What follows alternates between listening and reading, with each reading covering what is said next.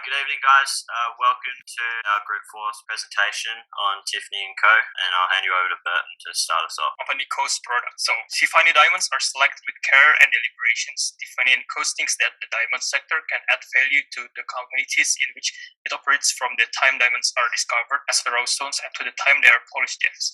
Tiffany also keeps their excellent standards by employing cutting-edge ways to diamond traceability. Tiffany acquired most of the rough diamonds from 5 countries: Botswana, Canada, Namibia, Russia, and South Africa, and they were able to track 1% of our rough diamonds to known mines or responsible suppliers with tracking set of actual mines for the fiscal year 2020. Started the diamond cutting journey, making the first worldwide luxury jeweler to reveal the location where these stones are made. The trip allows Tiffany to communicate with their clients where each gem was cut, polished, graded, and set a first gem traceability and transparency. Company's value propositions. Tiffany & Co.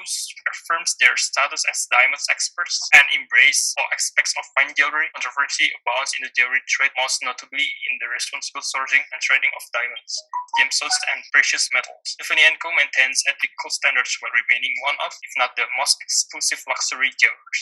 Company business model. A wide variety of jewelry products. Tiffany sells 3 main kinds of products: Tiffany Victoria, Tiffany Solis, Tiffany Kiss, and Return to Tiffany are just few examples of jewelry collections. Engagement rings, approximately 60% of the overall collection of this category, and wedding bands are the 2 types of engagement jewelry. Advertising, marketing, public relations, and media relations. Tiffany's brand had managed to sustain its renowned status for centuries. Today, the corporation continues to engage extensively in marketing and public relations operations in order to maintain and improve brand awareness. Tiffany attempts to instill in its customers a sense of luxury. As well, at least Tiffany has complete control of its supply chains. Tiffany ways to sustain control in its supply chains by leverage internal jewelry manufacture and direct diamond procurement is a vital factor. Tiffany, for example, makes jewelers in New York, Rhode Island, and Kentucky, which accounts for over 60% of the organization's total sales. Tiffany's main target demographic is high-income females aged between 28 and 54. They particularly target females who have an interest in luxury products, fashion, and shopping. 70% of Tiffany's customers are gift givers, while 30% are self-buyers. Although Tiffany's main target demographics are females, since such a large percentage of their customers are gift givers, men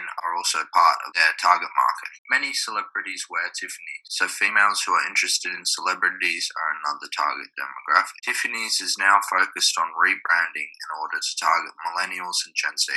They're making an effort to expand their online presence through targeted social media advertisements and partnering with other luxury e-commerce stores such as Farfetch. By doing this, Tiffany's are making their products stand out to a younger demographic and are also easier to purchase. Okay, so now I'm going to be talking about an analysis of Porter's 5 forces in the jewelry industry. So the first one is the threat of substitute. In the jewelry industry, there are many substitutes, including gems, stones, fashion jewelry, fine jewelry, and synthetic diamond jewelry. These substitutes are quite dangerous, as the learning and effort required to adopt these substitutes are low. Some of the alternatives meeting customer needs as well as current products do. Therefore, the threat of substitutes is strong. So the next force is the threat of market entry. In jewelry, there is a high initial capital required for establishing operations. Consumers of this market do not have diverse needs. Incumbents have dominant market share, possess resource advantages.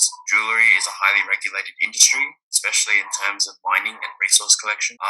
And all of these make the threat of market entry weak. So in regards to the bargaining power of suppliers products are not highly differentiated. There is a large number of suppliers relative to the number of buyers in the industry, and the cost of switching suppliers is low. Tiffany produces more than half of the merchandise it sells. In addition, it purchases polished diamonds from 4 key suppliers and finished jewelry from 55 suppliers, hence making the force of supplier bargaining power weak. This leads to the bargaining power of customers, in which jewelry is highly affected by inflation, and there is consistently low supply and high demand. Tiffany has retained great pricing power, as its increasing gross margins show that it passes on its higher input costs to its customers, and pricing is generally consistent across the industry, making the bargaining power of customers weak. So finally, the competitive rivalry within the jewelry industry. There are favorable factors and unfavorable factors. So the first factor that helps Tiffany is that the fact that there are a small number of competitors relative to the market size. and of those, it is the market leader. There is low product differentiation, as design is the main differentiator. But quality and materials remain consistent. This means rivals have to find other ways to compete with Tiffany & Co. There is no transparency on the internet for price comparisons, and there is a consistent high cost of operations. The unfavorable factors include the fact that market maturity has not yet been reached. The global jewelry market is expected to grow from around $324 billion in 2020 to reach $500 billion by 2026. This leaves rivalry as a potential issue for Tiffany & Co., and at least for the next few years. And finally, that there is common use of sales promotion in jewelry. This increases rivalry, especially during Christmas season, Valentine's Day, Mother's Day, and the end of the financial year. However, as there are more favorable factors than unfavorable, the competitive rivalry is weak. So to sum up Porter's 5 forces, the jewelry industry in which Tiffany & Co. functions is attractive, as most of the 5 forces are weak, besides the threat of substitutes. Marketing capability, Tiffany currently is controlling and investing a lot in owned and earned media. The brand is available in every social media channels, from Facebook, Instagram to Twitter,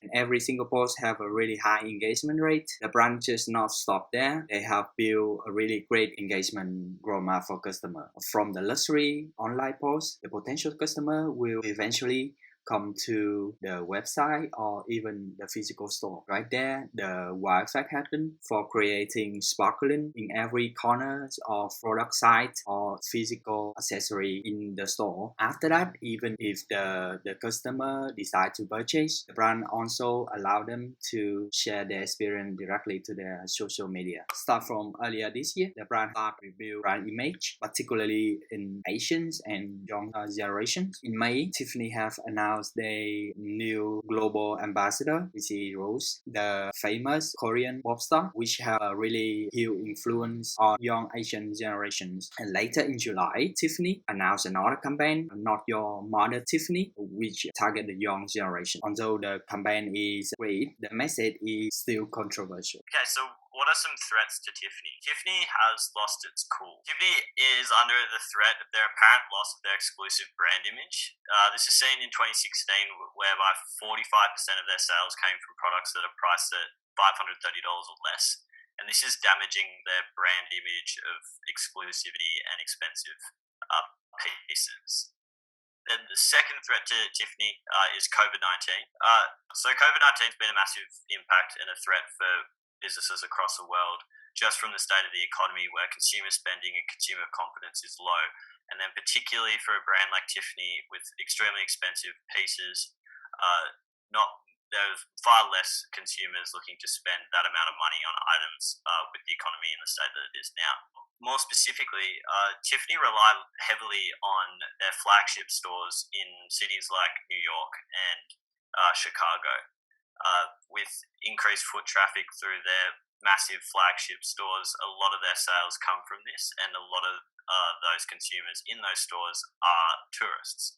And then, so obviously, with the travel implications of the pandemic, these flagship stores have been hit really hard, and they're largely empty, and has heavily impacted Tiffany's sales. And with the continuation of travel impacts over the course of probably the next year, this will continue to be a threat to Tiffany. So how should Tiffany react? We recommend that they should heavily market their online stores. So Tiffany has already got online stores available just about worldwide, and in response to the threat of the decreased sales in flagship stores, we suggest that they should create a marketing campaign through social media to attract those Gen Z and younger demographics, and then also through mass media channels for coverage, and market their online retail stores, not just their products, but the fact that you can get it online and it's easy.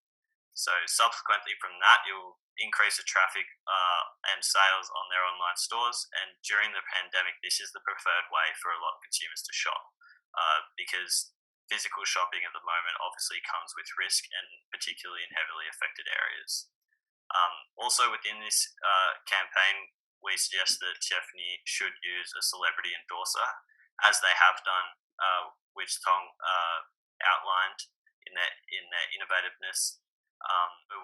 We suggest that within this campaign, they should use a celebrity endorser, and we thought of a celebrity such as Beyonce, a A-list celebrity, to really attract those consumers. Thanks so much for listening. Cheers.